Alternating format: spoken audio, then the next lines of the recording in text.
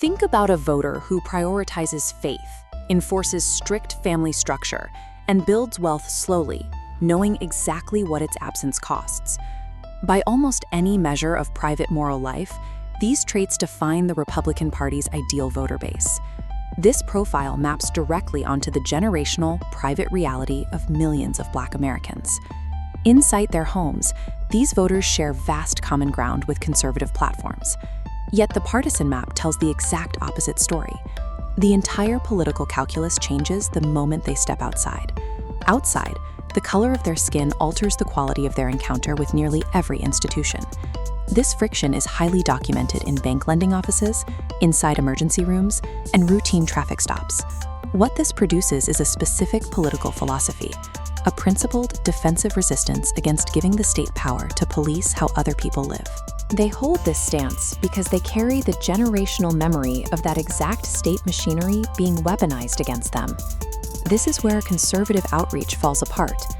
The platform speaks directly to the safety of the inside while completely misunderstanding the documented dangers of the outside. When the Republican Party makes a concerted effort to reach Black voters, it rarely leans on modern policy. Instead, it leans on history. The pitch relies heavily on their primary symbol, Abraham Lincoln, and the party's foundational opposition to racial terror. This broadside features the text of the Emancipation Proclamation. When making their pitch, strategists point directly to legislative cornerstones like this, alongside the 13th Amendment. The underlying argument is straightforward. We were on the right side of history, so you should come home. It is a historically legitimate claim, but it is rendered entirely useless by a single competing symbol. That symbol is the Confederate battle flag, and its presence mathematically nullifies the party's historical pitch.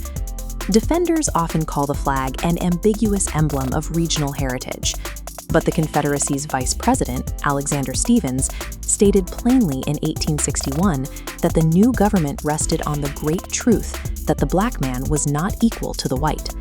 That specific flag was then deliberately revived and weaponized in the 1950s and 60s by segregationists actively fighting the civil rights movement.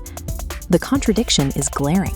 You cannot logically pitch the party of Lincoln to conservative voters while simultaneously accommodating the banner of Lincoln's enemies. To a demographic hyper-vigilant about their public safety, tolerating the flag serves as a clear declaration of the party's identity. Political strategists frequently diagnose poor turnout among Black voters as a mere messaging failure, assuming it can be fixed with sharper talking points or better surrogates. The reality is that these voters are entirely clear-eyed. They see exactly what historical terrors they are being asked to overlook in exchange for political alignment. Shared private values will never offset the generational knowledge that ignoring the wrong symbols comes at a very real, very high cost. Until the party decides clearly, publicly, and without ambiguity where it stands on the Confederacy, its outreach will permanently remain an argument interrupted by its own evidence.